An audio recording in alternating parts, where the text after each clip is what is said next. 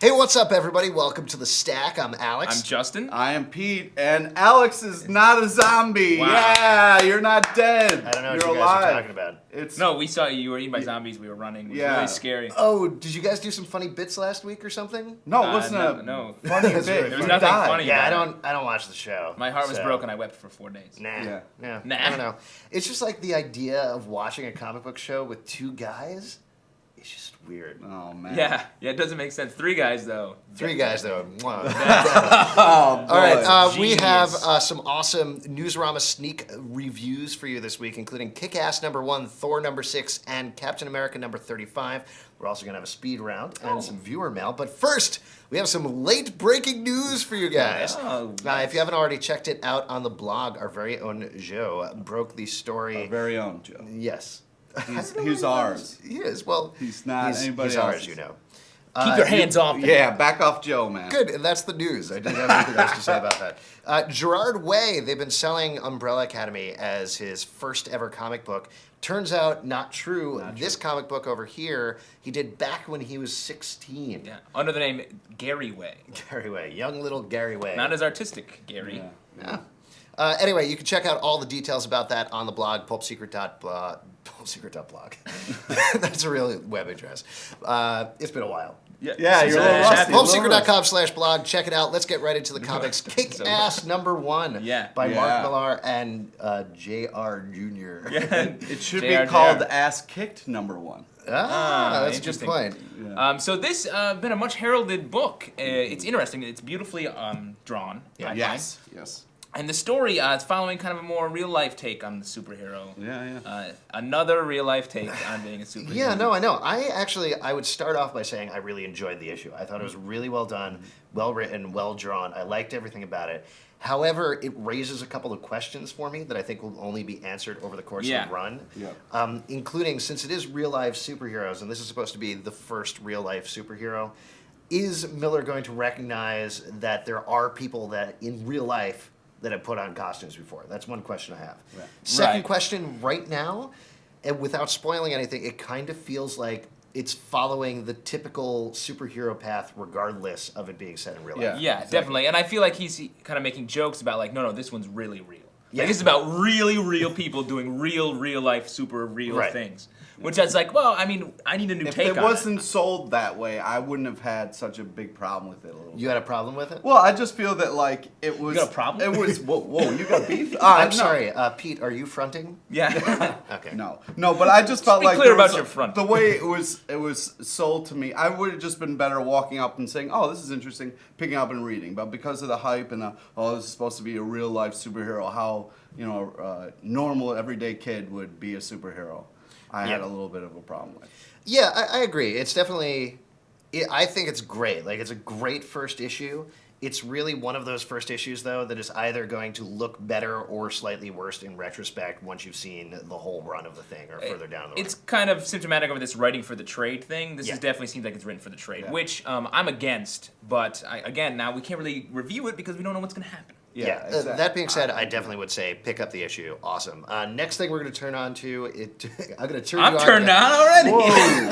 I apparently can't speak today. What is that? Are you What turning is- me on to the next I don't issue? know. I'm very weirded out by the fact that we're not sitting in chairs. It's strange. Really? It Whoa. totally throws me. Thinking on your feet. Welcome to Yeah. the new stack. Standing. All right, Thor number. Standing. That's good. We should really retitle the show that. Yeah. Thor #6. What did you Screw guys feel about chairs. this? Thor #6, I actually loved. Finally, an issue of Thor that I'm like, yes. It seemed like the first 5 issues were prologue setting this up. I feel like JMS is writing his Sandman, and this is the first issue that delivered on that premise. Yes, yeah, this is a great Thor book. Thor's only in the kind of end part, and otherwise it's kind of weird stuff happening that you're like, why is this guy carrying boars? If you want, I'll draw Thor in on every page. Yeah, that would help me. Well, I already did that for him. and it still didn't work. I think talk about waiting for the trade, or writing for the trade. This is definitely written for the trade because small little things happen in each issue. Yeah. That being said, I've really enjoyed every issue. I think the art's great. I think the writing's great. I do really like those character touches that appear every issue. Yeah. That even though it's not a lot of stuff, it makes it worth it for me. I Right. feel like. That being said, I do agree. These are almost like Tales of Thor kind of Yeah, it issue. is. Which is really cool and really interesting. And again, I would definitely recommend picking it up. If you haven't picked up the series, I would say pick up this issue. You don't even need to read the first 5. That's and a pick up very number good 6. point. There's some really cool moments in it. Yeah, there is, but I also feel like it's kind of weird in the aspect of like, I know there's been other issues, and when I read this, I was kind of like, what? There was a lot of like, I wasn't sure what was happening. Question marks. Yeah, a lot of questions, and then it was just kind of like Thor falling and through. I was just like, what? I don't know the mythos. well, as stay much. tuned. Well, gravity applies. Is what Oh, I can tell you. that's why he fell out of the Spoiler, sky. you guys. In this issue of Thor, there's gravity.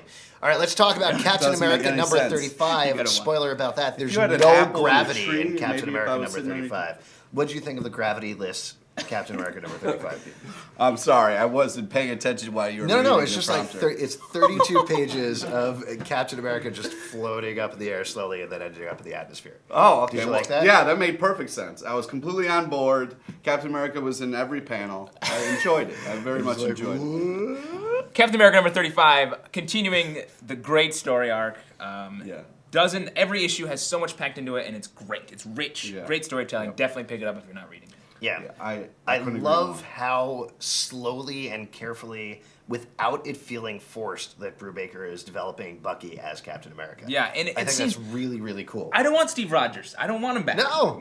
Bucky's great. It's great because you get the history. It's like in JSA, they're always talking about, the legacy. Like Bucky, it's a great way to set up a great legacy Totally. character. First off, that's crazy talk. But I mean, there is only one Captain Let me just America. put this out there. You're insane. No. You're completely out of your gourd.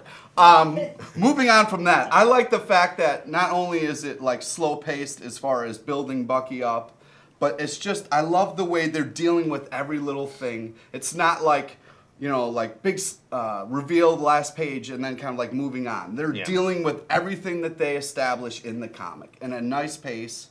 And it's like they don't just drop these bombs and then go somewhere else. It's like you get to see everything develop. It's an event comic written like a regular comic. Yeah, no, that's great. I mean, and it's a huge event. Bucky floating in the air into the atmosphere. 32 Spoiler, by pages. the way. Huge reveal at the end. He's in space. He falls apart because he's frozen.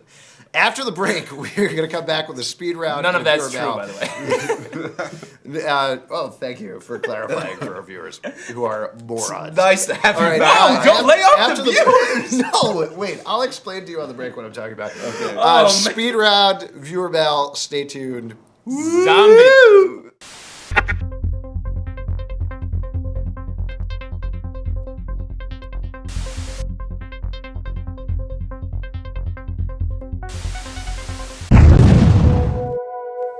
Phonetics by Epic Foo. It's the owner's manual for On March 4th, 2008, we are taking over your internet. We are Epic Foo. Join us at epicfoo.com. Just to be clear, Alex is like the Howard Stern of the stack. He's kind of in your face. When he said morons, He's he perverted. didn't. Yeah. Yeah, I'm a big pervert. Yeah. He, I before think- he had I Jenna think we're Jameson in clarified here, enough. and then she was Basically, because you guys are so literal, I think what we've clearly established is that I am a pervert and you are all morons. So let's move on with the speed round. Finally, some truth in this show. Excellent. All right, You're- Pete, you're a fellow pervert. Why don't you go Yes, here we go. Good and evil number. first? Good and evil number 1. Hey, it's the Bible in comic book form. I didn't know. I picked it up because it had a crazy-looking guy with a flaming sword on it. I was tricked. But so if you're into that kind of thing, check it out. Don't fool Pete. Ex Machina number 34. Do you remember a time before Brian K. Vaughan was a god of comics? I don't. Buy this comic. Brave and the Bold number 10. Praise the Lord, this comic is good. It's great. It's just old school fun, really well written, and the past couple of issues have been a bunch of short stories almost that tie into a bigger story. Really enjoyable. Abyss number 3. This indie book is fantastic. If you're not reading it, I would check it out. Would you say it's aligned with God or the devil? Interesting. I would say it's kind of like the snake taunting you. I feel like it was born again after issue 2 into issue 3. Oh. Lock Key number 1. This issue written by Joe Hill, which if you don't know is Stephen King's son. Interesting first issue. I'm interested to see where it goes. Very much in the style of Stephen King's writing. Yeah, and fun fact, King of the Hill. That is a fun fact. Right into the atmosphere with me. All right, let's move on with the No more viewer that. mail. This is a long one, so hang in there. Metamorphic asks, You just morons. curious about your take on the increased number of miniseries, particularly DC's approach. Personally, I kind of like the idea. What are you doing? Don't have to commit to a title long term, so it works for my wallet. It gives different characters a chance to shine, and I think in some cases it gives the creative team a little more freedom in how they tell the story. Metamorphic, this is how much Pete cares about you. Still, yeah, and I'm the one that thinks everybody's morons. I know. Okay. He Still, was there just are a lot of grinding on my them thigh, right by the way. now. Does that mean they're taking away some potential ongoing titles that might have been published instead? What do you think? Are more minis generally a good thing in your minds? So there's a lot of interesting points, I think. Indeed. Pete, did you Yeah, catch or any we of could have them? just read the last sentence. You know, I mean, a lot of either way- infighting here. Yeah, yeah. Right. You were gone and Pete got weird. He took up dancing lessons. About Great moves. grinding lessons. About the miniseries, DC's been doing a lot as kind of corollaries to Countdown, which, Right. though I feel like they're not necessary for the story, and it kind of they shoot themselves in the foot by making it just kind of like, oh, pick this up if you want, but it doesn't really matter. Yeah. I think that... Go Go ahead. ahead. I was going to say, although if you're not enjoying the current story arc, it's a nice little kind of break of like, if you don't like what we're doing here, here's a little miniseries. It's a Really? little Because I think option. it's exactly the opposite. It's like, if you don't like what you're doing here, you're definitely not going to like what we're doing Yeah, here. because if you don't like Countdown, you're definitely not going to like the Countdown tie-in. Yeah, miniseries. exactly. Okay. Well, I think, like fine. anything else, if it's a good story, go for it. If you have an idea and it really should only be 6 issues long, awesome. Don't make it in an infinite number of issues long. If you have an idea that's an ongoing, don't make it a miniseries, vice versa. You know, figure out where it fits and do that. Yeah. I do think they are maybe a little out of control sometimes with miniseries, in particular. Especially DC. Yeah, especially DC. So I I- think it's kind of surprising that you said that. I like the Marvel approach of doing like a one-shot, not being afraid to be like, oh, here's a one-shot. Or like DC did with the Green Lantern, they're the Sinister Yeah. Cold War. Like that was a great one-shot and great as an important part of the story. Do you know what I've really been enjoying actually on the Marvel side is the Thunderbolts one-shots that Christos Gage has been doing. Right. You have the ongoing series by Warren Ellis, and it comes out relatively infrequently. Yeah. Then you have Christos Gage taking essentially 2 characters of the Thunderbolts and filling in the little character moments in between. So I do Yeah. think something like that is nice. So otherwise, you're saying miniseries sucks, but in certain cases, That's not one what I'm saying. I believe that's what you You, said. my friend, are a pervert. Nah, touche. You're both perverts, guys. Be honest. Neither of them are wearing pants. FYI, we don't know what the word pervert means. If you have a question, call us at 888-841-7549 or write into tips@pulpsecret.com, and you can upload your video responses on YouTube or comment right here below the video. We will see you guys next time. We love you, moron. At the tone, leave a message. We'll get back to you. Well, if I could have any superpower, I would have to have reality warping. I would do pretty much mess up the whole world, solve all my problems, just like that. So I could do anything. I would love that power. If I could have any superpower, it would be to remember what I was saying. Definitely flight. It would be a lot of fun, and it'd be good for the environment.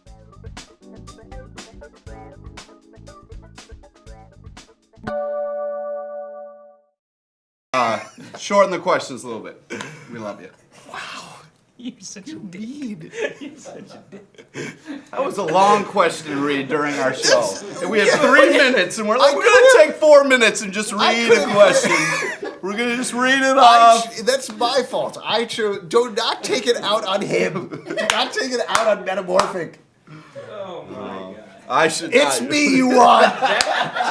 That episode is all over the place.